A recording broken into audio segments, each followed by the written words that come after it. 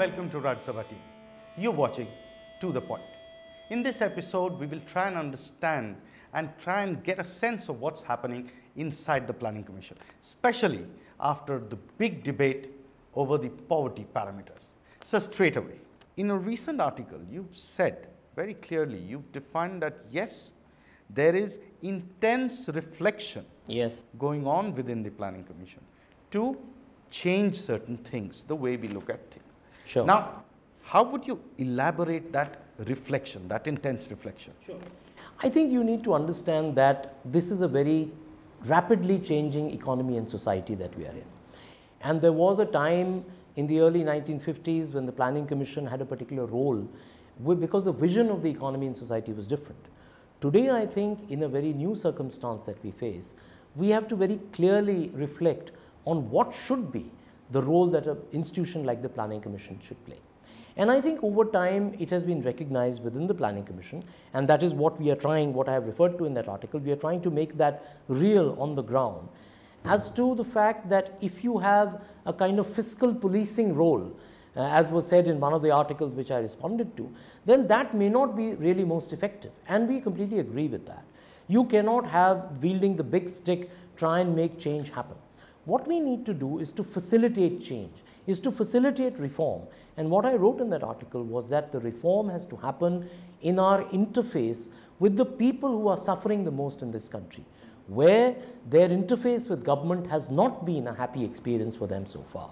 That is the large masses of rural people, large masses of tribal people, where we need to make major reforms in the way we implement. Now, there's a huge contradiction between what's happening inside, the change that's happening inside, and the way it is being projected outside. How do you balance Well, just to complete, because you are still quite preoccupied with the affidavit, so let me clarify a few things for you. Everyone is very excited about this 32 rupees business, and it's 26 rupees for urban areas. You take a weighted average of that, the poverty line comes to about 28 rupees per person per day. Now, a lot of people say that no, you look at the World Bank, the international poverty line is $1.25 per person per day.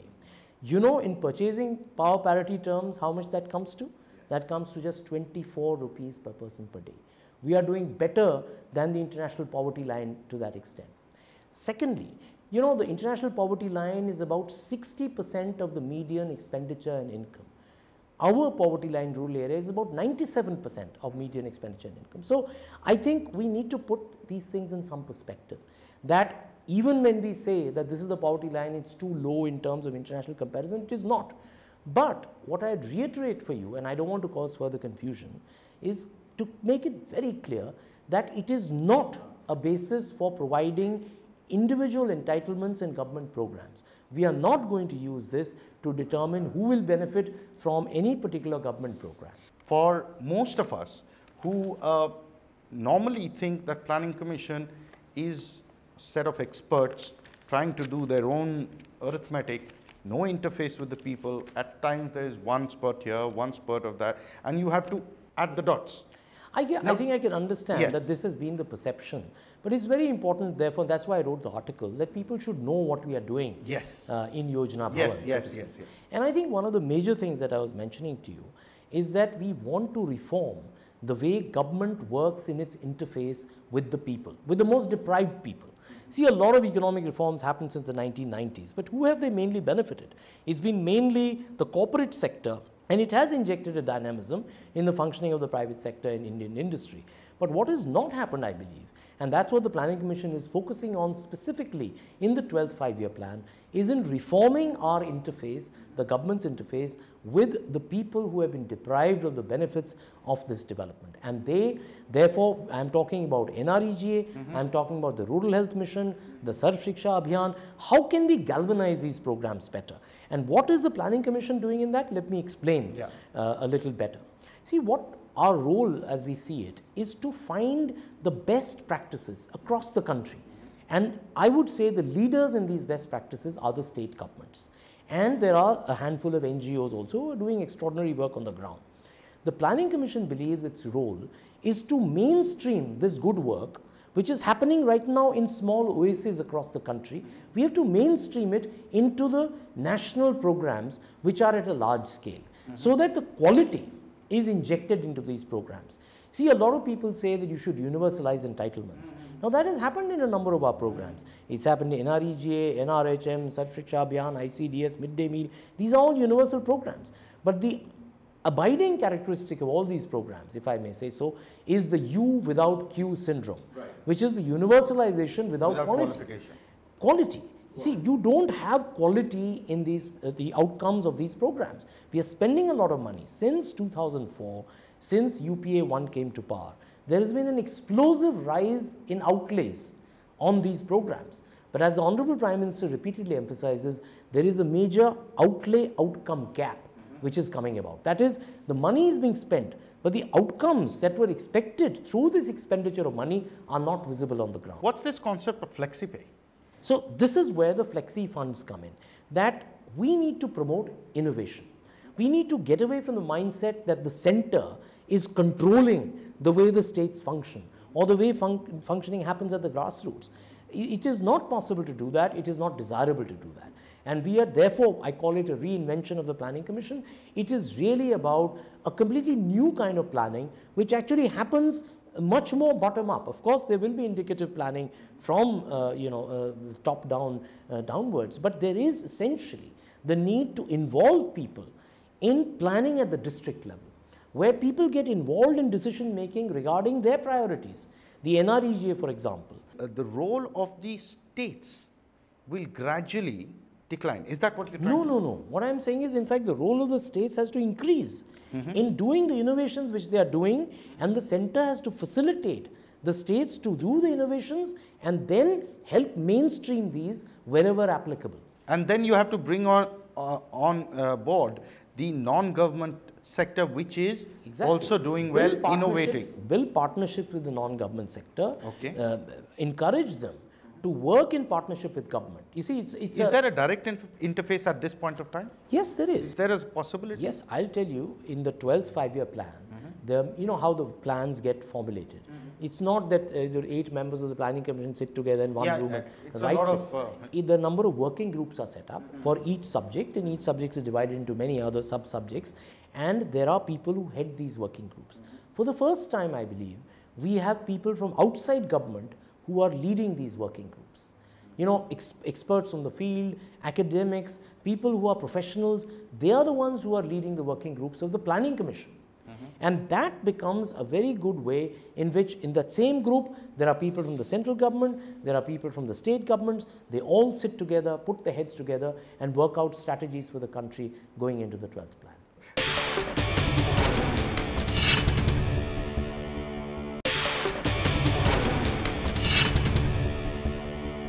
The indicators that you're referring to when you say indicators for parameters to determine government benefits, these indicators, can you elaborate for us what these indicators could See, be? I think you need to recognize it's the first time we are doing away with the caps, you know, in the sense that there will be no arbitrary caps imposed on the entitlements in government programs.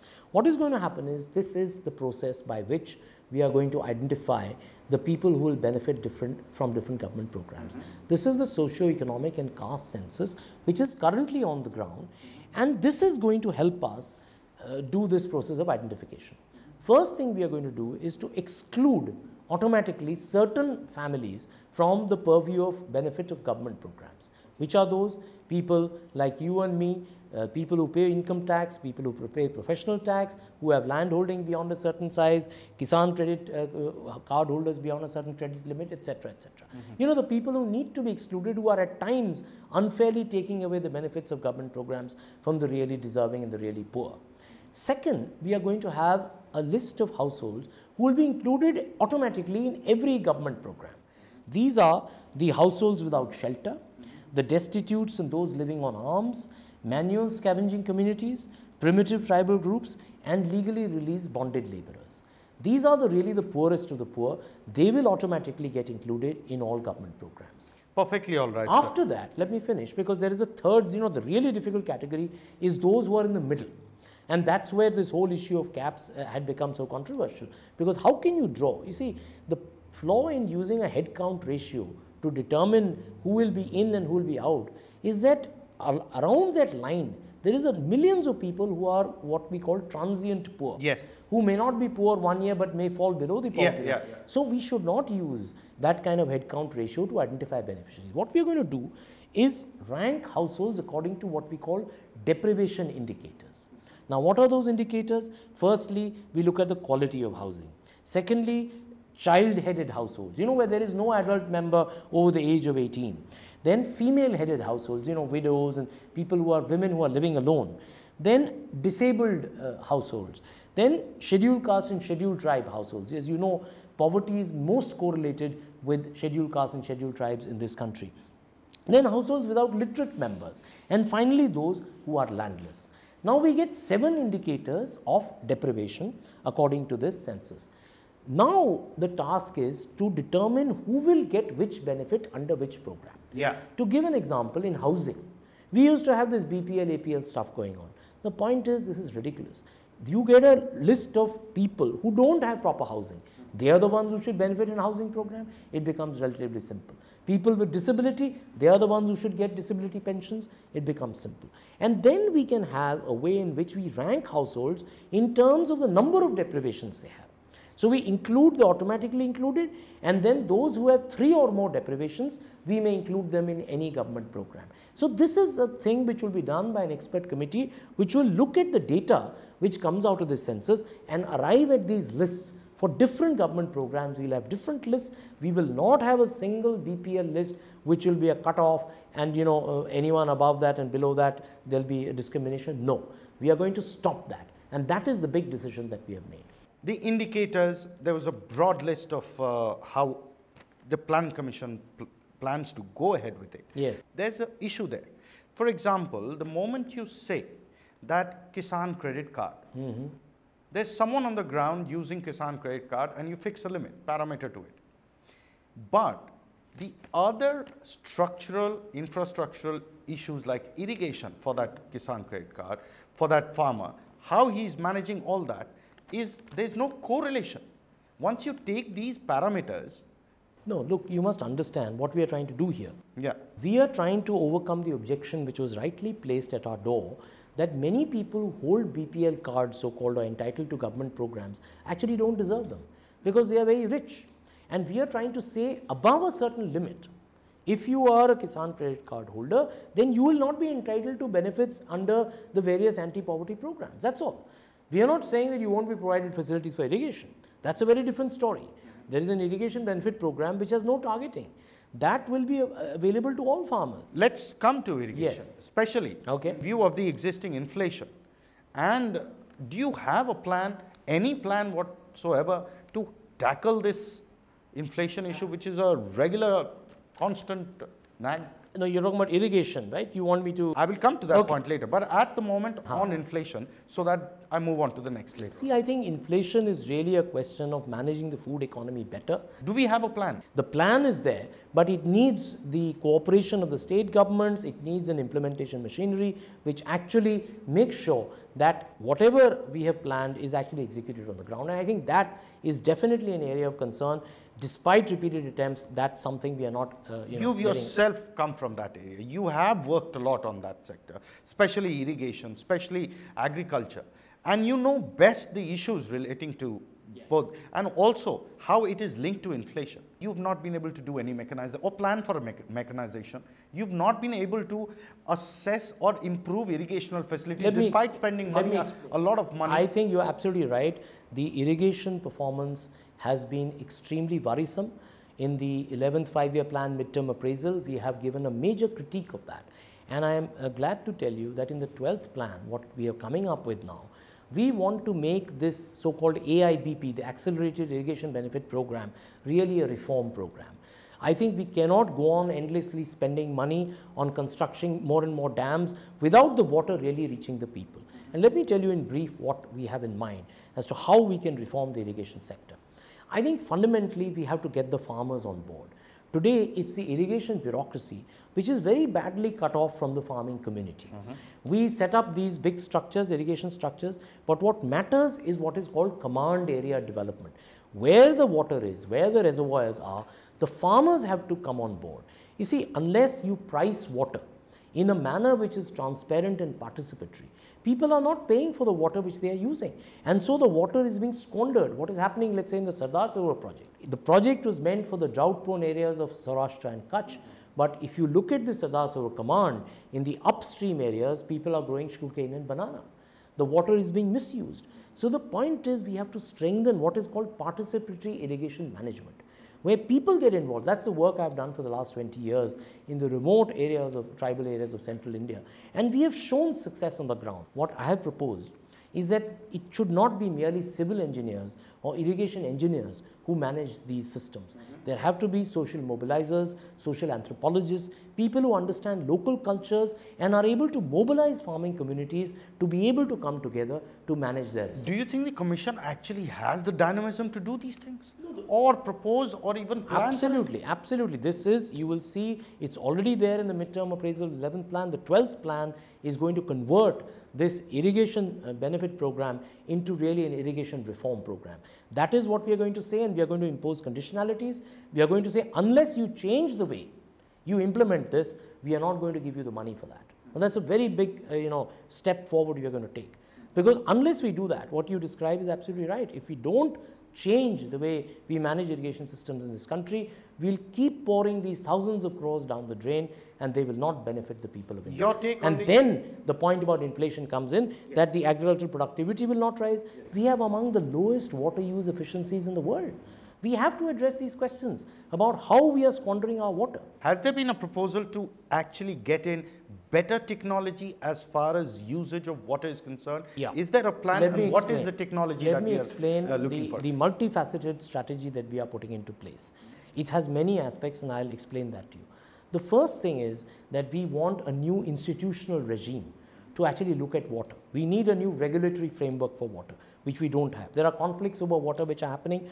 We need regulatory authorities in place which will involve the people and resolve these conflicts. On the groundwater, we need aquifer mapping. Aquifer is the underground store of water where groundwater is found.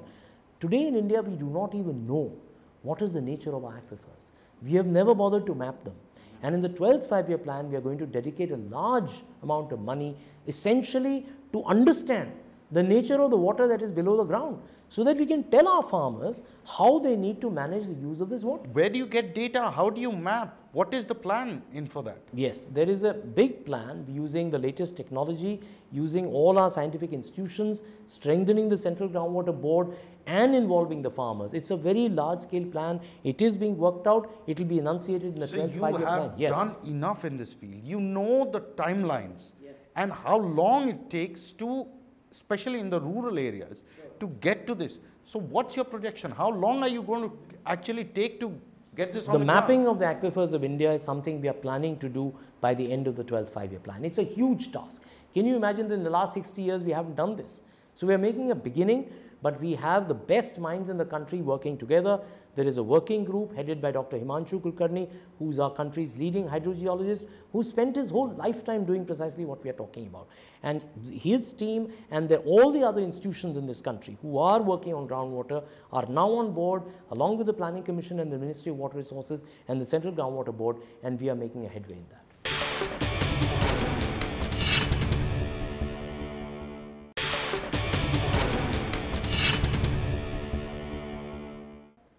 The inflation pangs, coming back to it.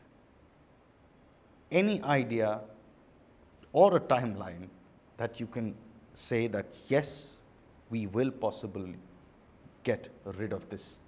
See, I think it's difficult to give timelines, but I think there is a lot of action on the ground which needs to happen if we get a handle on this problem. A lot has to do with the marketing reforms that we have been speaking about. I think the farmer needs to have greater choice. He needs protection on the one hand through government procurement, but there is need to be a reform of the systems of government procurement and an intensification of that in areas which have been completely neglected.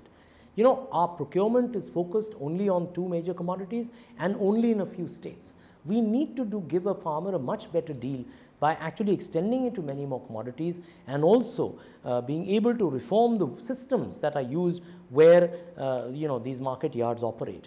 And I think without doing that, we will not be able to solve this This problem. huge infrastructure of agriculture and agriculture related scientific bodies that we have.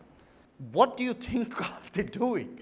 Why can't we tap into, no, you're right. since you are planning? I'll tell you, we just had a meeting of the steering committee on agriculture, and I'm a member along with a member concerned with agriculture, Dr. Abhijit Sen, and we really very closely questioned our scientists in the ICAR, and we have proposed to them. They had come up with their demands for budgets and all. We said, look, unless you're going to make your technologies more farmer friendly, unless you're going to respond to the needs and aspirations of our farmers and be in more close connection with them. Do you think the collaborative effort is missing in the Ministry of Agriculture and their... I think it needs to be strengthened. I think in all our government functioning, a collaborative effort, a partnership framework is what we need to move towards. Where we have partners are our stakeholders, the farmers, the civil society organizations, the scientific institutions who are outside government. All of them, along with the government institutions, have to work together and have to learn to work together. So your plan of a plan within a plan for the central tribal areas, yes, the areas yes. that we call Maoist affected. Yes, yes. What exactly is that? Okay, let me explain. See, I think in our Maoist areas and also the areas which are incipient Maoist areas, I call them, which are in danger of going that way. The major problem there, I don't think, is money. I think the major problem is, in fact, the capacity to absorb money, what we call the governance deficit. So without fixing the governance deficit, without strengthening the implementation systems which I was just talking about, especially in our tribal areas, we are not going to get a handle on the problem of Maoism. And for that reason, we have proposed this architecture, which is a very innovative architecture, because a lot has been tried by the Planning Commission, by ministries to try and implement certain programs, such as the Forest Rights Act, such as the PESA Act. All these acts have been there for many years, but the implementation on the ground is weak. What we are saying is now that we will set up an architecture of incentives, of incentivizing change in these areas. So what we'll do is, in the first 2 years of the 12th five-year plan, we will give resources to these areas, and we will focus on the block, by the way. Tribals in India outside the northeast don't live in districts, they live in blocks. So the block is a huge unit. Exactly. Now the block has to become the focus of development planning in India. And that's the new innovation in the 12th five-year plan. We are saying focus on the block, involve the people of that block, get them engaged in the process of participatory decentralized planning, develop a plan in these 2 years, put your best officers there. If it costs you money, we are giving you the money. Implement your flagship programs better. If you have a plan which comes up from the ground, involving the people, overcoming the sense of alienation, we will give you money in the next 3 years of the 12th. You mean the state will be given the money to implement those Actually, ideas? the money will be given in an untied way through the Backward Regions Grant Fund, which will go directly to the district. That's what we are saying. And that will become money available to implement the plan that they have themselves developed on the ground. But on the ground, you would require a dynamic, visionary Absolutely. person in the block who will be able to Absolutely. visualize the... And that is what we are saying. In the first 2 years, you show us evidence of having done that. Once you've done that, we will give you the money. Because otherwise giving money, there is no point. Because money has been going and it's been going down the drain. We have unutilized expenditures in those areas. You don't have that kind of capable hands. No, The but that's government point. doesn't have capable I think hands. this country, if you look at the administrative services, there are excellent officers there. We are saying we are incentivizing the placement of those officers in the most difficult circumstances that face an administration. What about the other enabling factors like his habitation? It's Absolutely. a So all of this money will be for that. See, that's you got exactly the point. Whatever is required to facilitate this movement of best people in those areas which are our most troubled, we will make that possible. We will give money for that. And once those things are in place, whatever the requirement of those areas which comes up from those plans that are developed there by these best officers that I'm talking about, we will make that available. So if you don't have the personnel, Yes. nothing happens. No, well, there's a point that you will not get that money. And this is the way we incentivize the movement towards I it. agree, but it is all focused on the personnel. No, it's personnel, it's systems, it's administrative capacities, it's better governance. And that, without fixing that, look, if you don't fix that, you tell me, is there any other solution? We can't win this battle on the basis of the gun. I'm saying that very clearly. Yeah. We cannot also just win this battle by giving more and more money. How do you rationalize with that transparency and accountability mindset as far as the block level is absolutely. concerned? I think evaluation and monitoring are extremely important, and we have, as you know, set up an independent evaluation office now as an attached office of the Planning Commission. We are going to have an international search for the best people from across the world to man this office, and this is going to give us tremendous feedback on how we are performing in our government programs. There will also be systematic monitoring against, in the plan that we planned within the plan, against indicators which are being developed by the Planning Commission. Against those indicators, we will be carefully monitoring the outcomes, like what you said, that if those things happen on the ground, we have to very carefully monitor them, that they are indeed happening. And we will involve other agencies who will be doing independent monitoring. The Planning Commission is seen by many, as of now, as a body of experts who have little understanding of the ground realities, and they're not really required. Right. How do you respond to this? So I think, first the facts that the members of the Planning Commission, if you look at them, many of them have spent their lives working on the ground. I mean, I happen to be one of them. So I think, this claim that we are out of touch with ground realities, I would say is a bit laughable at this point of time. But more than that, more seriously, I think the question is very important. What is the relevance of the Planning Commission? And as I said earlier when I was speaking to you, that it is in terms of reforming the performance of government. See, the ministries and the state governments are the implementers. And the Planning Commission's role is to make sure that this implementation is constantly, the quality of this implementation is improving, reforms are suggested, reforms are facilitated, best practices are studied, a diagnostics of failure is made. Why are we failing in certain cases?